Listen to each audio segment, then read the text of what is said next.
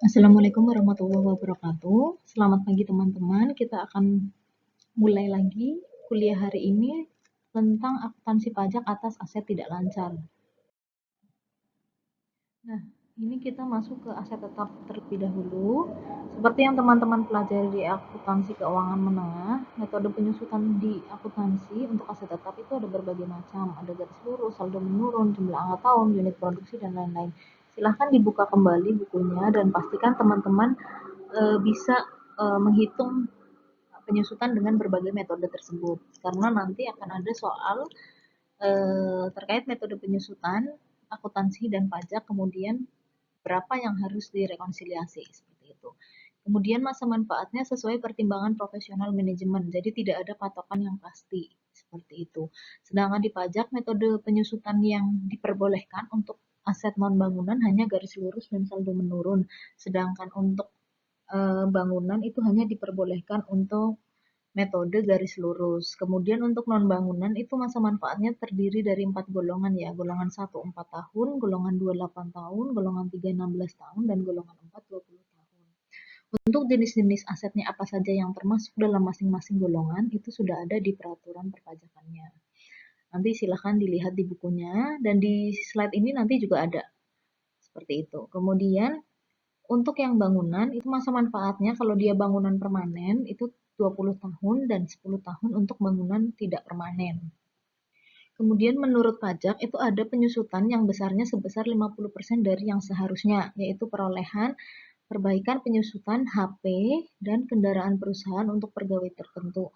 Misalnya kendaraan-kendaraan atau mobil yang diberikan kepada direksi dan kemudian dibawa pulang, itu penyusutan, perbaikan, perolehannya hanya boleh dibebankan sebesar separuhnya saja. Begitu juga untuk kepemilikan handphone.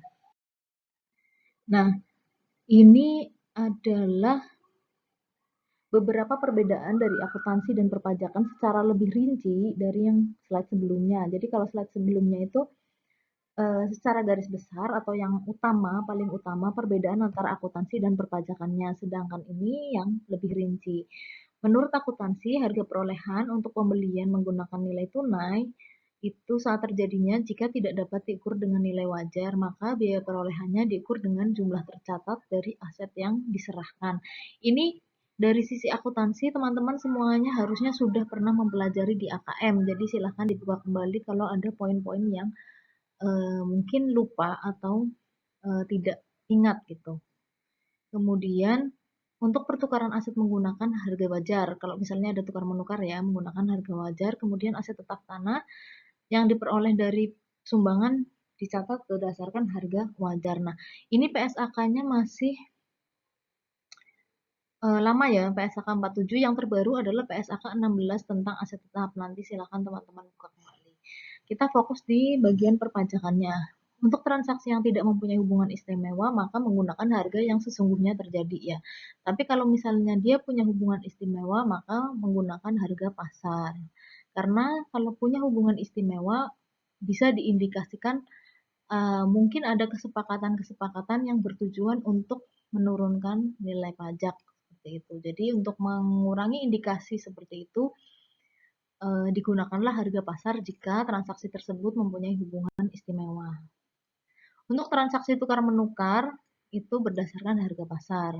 Kemudian dalam rangka likuidasi, peleburan, pemekaran, pemecahan, dan penggabungan itu menggunakan harga pasar atau ditentukan lain oleh Menteri Keuangan. Kemudian revaluasi sebesar nilai setelah revaluasi.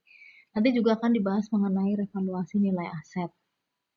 Kemudian penentuan masa manfaat itu kalau di akuntansi tergantung pada justifikasi manajemen ya, tidak ada patokan pasti. Tapi menurut perpajakan itu sudah diatur dalam KMK atau keputusan Menteri Keuangan tadi yang golongan 1 sampai 4 untuk non bangunan, kemudian yang 20 tahun bangunan permanen dan 10 tahun bangunan tidak permanen. Saat dimulainya penyusutan secara akuntansi adalah dimulai pada saat siap untuk digunakan. Sedangkan menurut perpajakan itu dimulai sejak bulan timbulnya pengeluaran atas perolehan harta. Itu jadi setiap ketika ada pengeluaran perolehan aset tetap itu dimulai sudah penyusutan.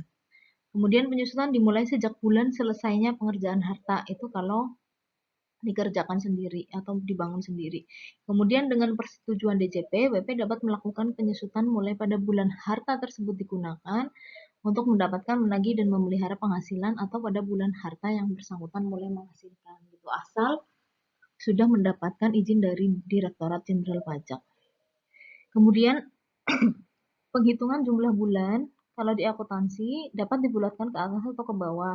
Misalnya pembelian di atas tanggal 15 dibulatkan ke bawah dan belum diakui penyusutan misalnya. Tapi kalau di pajak jumlah bulan selalu dibulatkan ke atas. Walaupun dibeli di atas tanggal 15, misalnya tanggal 29 nih baru beli, itu harus sudah disusutkan di bulan tersebut.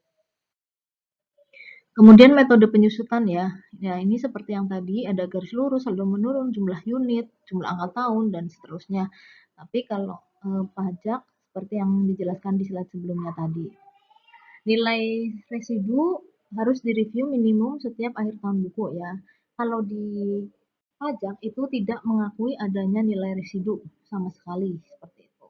Jadi kalau ada angka nilai residu, maka penyusutan secara fiskal sama sekali tidak memperhitungkan adanya nilai residu seperti itu. Kemudian sistem penyusutannya kalau di akuntansi itu secara individual, kecuali untuk peralatan kecil itu boleh golongan. Tapi kalau di pajak itu boleh mau individual, mau gabungan atau grup. Aset yang boleh disusutkan di akuntansi semua aset tetap kecuali tanah. Ya, kalau di pajak hanya harta yang dimiliki dan digunakan untuk mendapatkan, menagih, dan memelihara penghasilan yang merupakan objek pajak tidak final. Tuh. Kemudian biaya perbaikan yang dikapitalisir yang menambah masa manfaat aset lamanya. Jadi kalau ada biaya perbaikan, kemudian kalau teman-teman pelajari di AKM, biaya perbaikan itu tergantung ya jenisnya. Ada yang bisa menambah masa manfaat, ada yang tidak menambah masa manfaat. Ketika dia menambah masa manfaat, kemudian dikapitalisasikan. Ketika dikapitalisasikan, kemudian disusutkan sesuai masa manfaat yang ditinjau ulang. Seperti itu. Nilai buku dan biaya perbaikan akan disusutkan selama sisa masa manfaat ditambah dengan tambahan masa manfaat akibat perbaikan. Namun kalau di pajak itu harus disusutkan terpisah dari harta lamanya, seolah-olah seperti harta dengan masa manfaat baru, sehingga akan menjadi lebih lama pembebanannya. Nah ini tadi yang sudah saya sebutkan ya, ada 4 kelompok dan 4, 8, 16, 20 tahun. Kemudian ini tarif penyusutannya sebenarnya tidak usah dihafalkan, tapi teman-teman bisa menghitungnya sendiri ya. Kalau 100, kalau garis lurus ya 100 dibagi 4, 25% dan seterusnya. Tapi kalau saldo menurun tinggal dikalikan 2, 25% kali 2, 50%. Ini harus benar-benar teman-teman ingat ya. Karena nanti ketika akan menghitung penyusutan menurut fiskal patokannya adalah ini. Kemudian jenis hartanya apa saja nanti bisa dibaca lebih detail sendiri. Contohnya ini yang kelompok 1 berarti 4 tahun ya. Misalnya mebel dan peralatan dari kayu, mesin kantor seperti mesin tik, mesin hitam. Ya.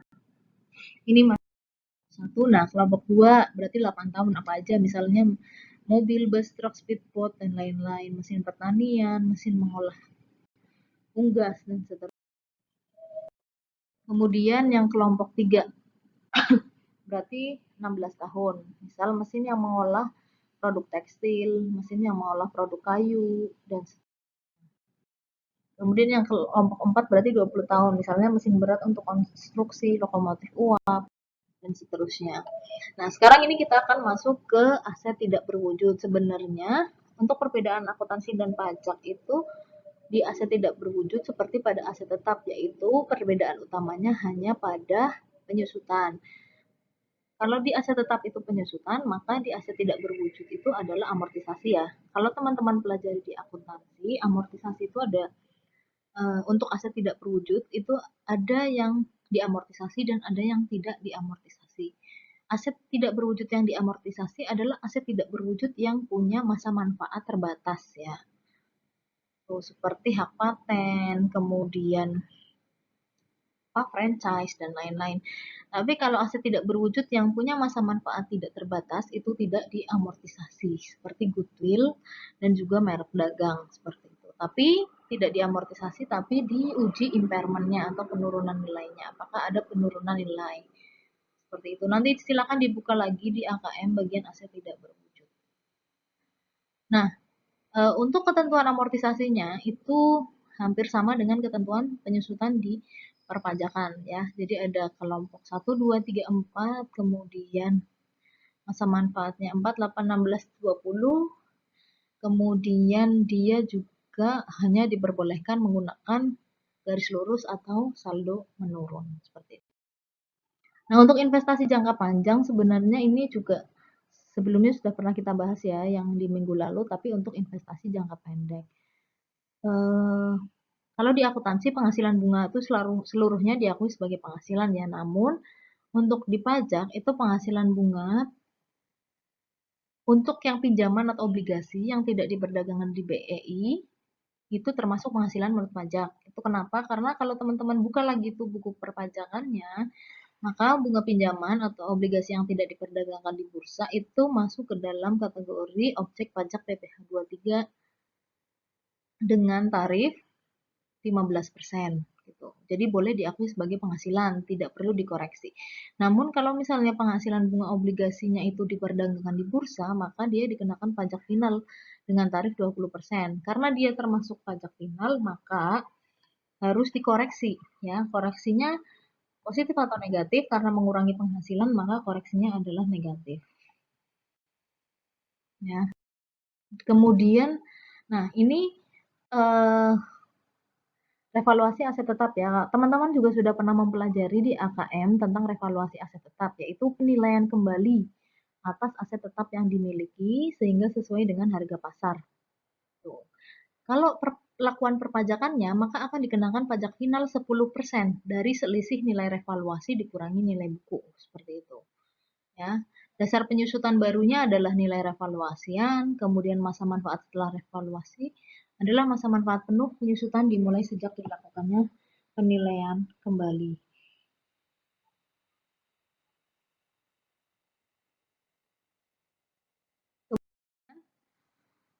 Nah, ini lebih detail ya mengenai revaluasi. Sebenarnya apa sih tujuan WP melakukan revaluasi? Itu untuk memperoleh nilai real aset sesuai dengan harga wajar pada saat revaluasi.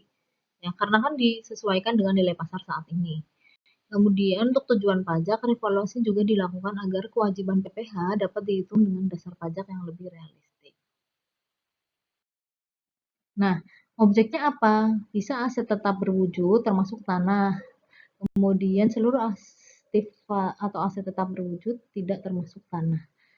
Yang terletak atau berada di Indonesia dimiliki dipergunakan untuk mendapatkan, menagih, dan memelihara penghasilan yang merupakan objek pajak. Jadi revaluasi itu kalau perusahaan melakukan revaluasi boleh untuk tujuan akuntansi saja atau untuk tujuan pajak saja atau untuk kedua-duanya. Kemudian penilaian kembali aset tetap itu tidak dapat dilakukan sebelum lewat jangka waktu 5 tahun sejak penilaian kembali aset tetap perusahaan terakhir. Ini menurut PMK ya.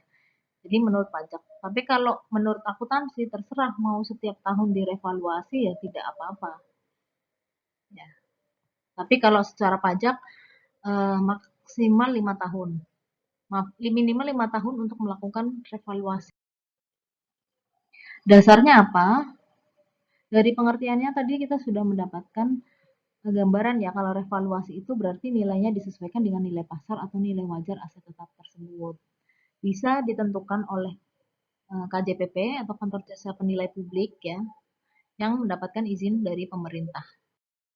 Kemudian batas waktunya, penilaian kembali aset tetap dilakukan dalam jangka waktu paling lama 1 tahun sejak tanggal laporan perusahaan jasa penilai atau ahli penilai. Jadi kalau misalnya kita minta jasa KJPP untuk menilai aset kita, kita gunakan data itu maksimal dalam jangka waktu 1 tahun sejak laporan. Karena kalau misalnya makin lama, tentu nilainya sudah tidak mencerminkan pasar itu lagi. Kemudian selisih hasil penilaian kembali, tadi kan dinilai kembali, misalnya nilai setelah revaluasi itu lebih tinggi, maka selisih nilai revaluasian dan nilai buku, selisihnya dikalikan 10% itulah pajak yang harus dibayar dan bersifat final. Gitu. Dan boleh dicicil 12 bulan asal mengajukan ke DJP kondisi keuangannya tidak memungkinkan untuk melunasi pajak-pajak tersebut. Ya. Dasar penyusutannya itu menggunakan nilai setelah revaluasi, jadi nilai barunya itu. Kemudian masa manfaatnya dihitung kembali menjadi masa manfaat penuh. Misalnya tadi ya, misalnya ada aset mesin 4 tahun, kemudian di tahun kedua dilakukan revaluasi. Maka penyusutan di mulai tahun kedua itu menggunakan nilai baru setelah revaluasian. Masa manfaatnya di tahun kedua itu dihitung kembali menjadi 4 tahun, bukan sisanya 3 tahun, tapi dihitung 4 tahun kembali karena sudah direval. Kemudian perhitungan penyusutan dimulai sejak bulan dilakukannya penilaian ya. Jadi kalau pajak itu langsung ya. Misalnya beli tanggal 29 bulan September, maka bulan September sudah mulai disusutkan. Kemudian tanggal 29 September tahun selanjutnya sudah dilakukan revaluasi, maka tanggal 29 itu harus sudah mulai dilakukan penyusutan dengan nilai revaluasian gitu. Nah, aktiva tetap kelompok 1 dan kelompok 2 yang telah memperoleh persetujuan penilaian kembali sebelum berakhirnya masa manfaat yang baru, atau aset tetap kelompok 3, 4 bangunan dan tanah yang telah memperoleh persetujuan penilaian kembali sebelum lewat jangka waktu 10 tahun, maka atas selisih lebih penilaian kembali dikenakan tambahan PPh final dengan tarif tertinggi PPh, misalnya 25% ya, kalau badan 25% dikurangi dengan 10%. Berarti berapa? 25% kurangi 10% sama dengan 15%. Itu pajak final tambahan yang harus dibayarkan jika dalam waktu jangka waktu belum lewat 10 tahun, aset tetap kelompok 3, 4 bangunan dan tanah itu dialihkan sebelum waktu 10 tahun, atau aset tetap kelompok 1 dan 2 belum berakhir masa manfaat sudah dialihkan, seperti itu. Jadi aturannya ketika sudah dilakukan penilaian kembali atau revaluasi, itu kelompok 1 dan 2 tidak boleh dialihkan dalam masa manfaat selama masa manfaat yang baru. Atau 3, 4 bangunan dan tanah itu tidak boleh dialihkan sebelum lewat jangka waktu 10 tahun. Namun ketika aturan itu dilanggar, maka akan dikenakan PPh tambahan final sebesar tarif tertinggi yaitu 25% untuk badan dikurangi 10%, berarti sama dengan 15%. Itu pajak tambahan yang harus dibayar ketika aktiva tetap yang baru direvaluasi itu dialihkan sebelum lewat jangka waktu yang ditentukan. Nah, yang tadi slide sebelumnya itu ada pengecualian. Ya, tidak berlaku bagi pengalihan aset tetap perusahaan yang bersifat force majeure berdasarkan keputusan dan kebijakan pemerintah atau keputusan pengadilan. Jadi yang dipaksakan ya, maksudnya yang tidak bisa dihindari, mau tidak mau harus dialihkan gitu berdasarkan keputusan pengadilan. Misalnya pilot, kemudian harus diserahkan aset tetapnya kepada penagihnya. Nah, itu berarti tidak atau tidak perlu membayar tambahan PPh yang sebelumnya. Kemudian pengalihan aset tetap dalam rangka penggabungan, peleburan, pemekaran usaha yang mendapat persetujuannya. Kalau misalnya merger, akuisisi, dan seterusnya, otomatis kan akan ada pengalihan aset tetap ya. Nah, itu dikecualikan dari ketentuan di slide sebelumnya. Kemudian penarikan aset tetap dari penggunaan karena mengalami kerusakan berat dan tidak dapat diperbaiki. Nah, ini contoh jurnal revaluasi. Ketika revaluasi itu kemudian nilai pasarnya lebih tinggi, berarti dia akan menambah nilai aset tetap. Debit aset tetap, kreditnya selisih penilaian kembali, itu sebesar selisihnya. Misalnya nilai buku 100 juta, nilai pasar 150 juta, maka Di jurnal aset tetap 50 juta dan selisih penilaian kembali 50 juta. Kemudian dari 50 juta itu dikenakan pajak 10% final. Berarti pajaknya 5 juta. PPh final revaluasi aset tetap debit langsung jadi beban 5 juta dan kas dan bank kredit 5 juta.